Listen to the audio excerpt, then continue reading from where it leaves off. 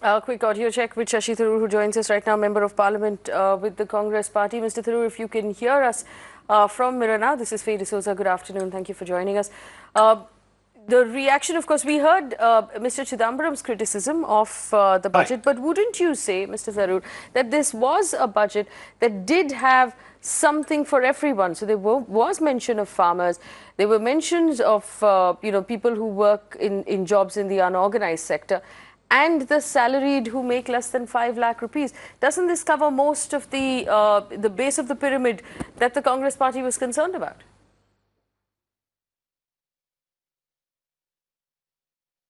Yes, but it's too little too late.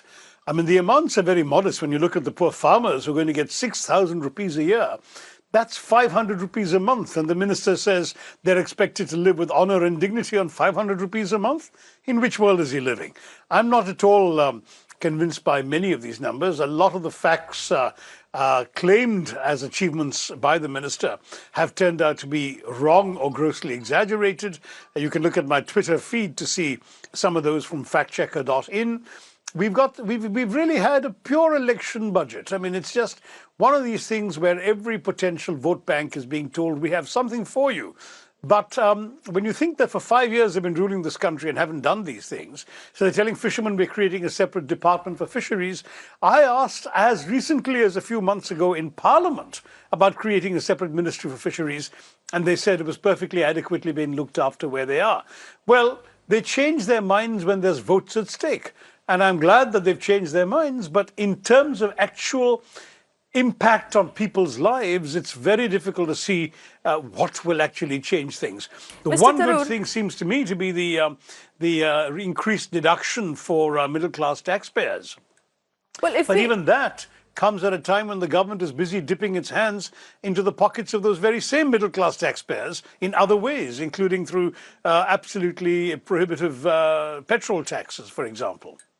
Mr. Tharoor, if we consider the direct transfer into the farmers' bank accounts of 6,000 rupees a year, to be fair, when the Congress announced its minimum or basic income program, there were no details. You didn't tell us if it was going to be 6,000, or it was going to be 10,000, or it was going to be 6,000 rupees a month. So it's very difficult to criticize a plan you announce if you don't give us details. At least here we have the details. And to be fair, Mr. Goyal didn't mean for this to be an income. He said this would be a support to buy fertilizer. This would be a support for, for other things that farmers may need. So are you really being fair in criticizing him, or is this, given the fact that your plan had no details?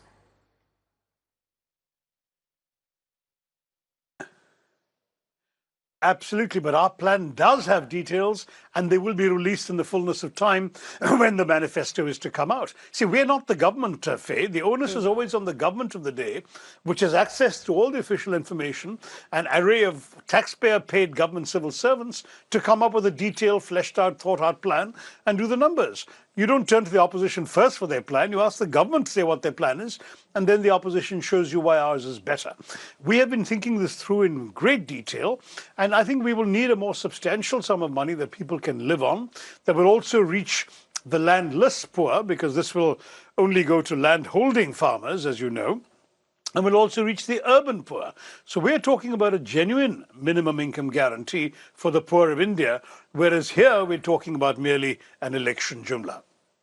Well, Mr. Tharoor, if we talk about right now the change in the rebate offered to those people who make less than 5 lakh rupees or whose taxable income is less than 5 lakh rupees a year, it is still a proposal that ought to be accepted by the government that will come into power after the next election. Hypothetically speaking, would the Congress Party pass this proposal, or would you reject it?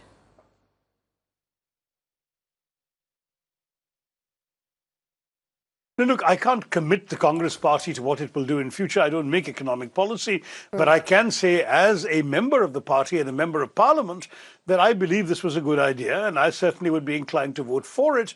But as I say, it has to be seen in the context of the fact that this is a government that is busy dipping its hands into the pockets of the middle class with one hand and apparently giving a little bit back with the other. It's not something to be applauded unconditionally.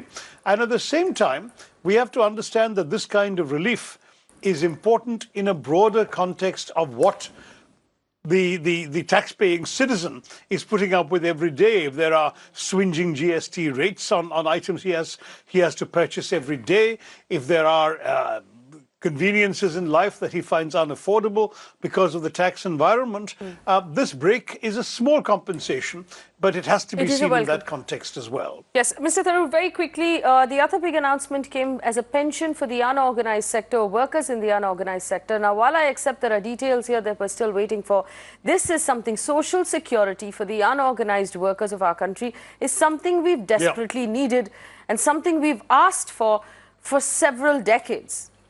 Again, isn't it a good idea whose time had come?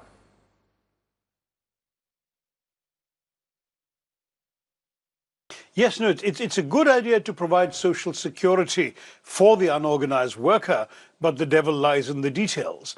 And amongst the details that are crucial are the 100 rupee premium and the quantum of the benefit.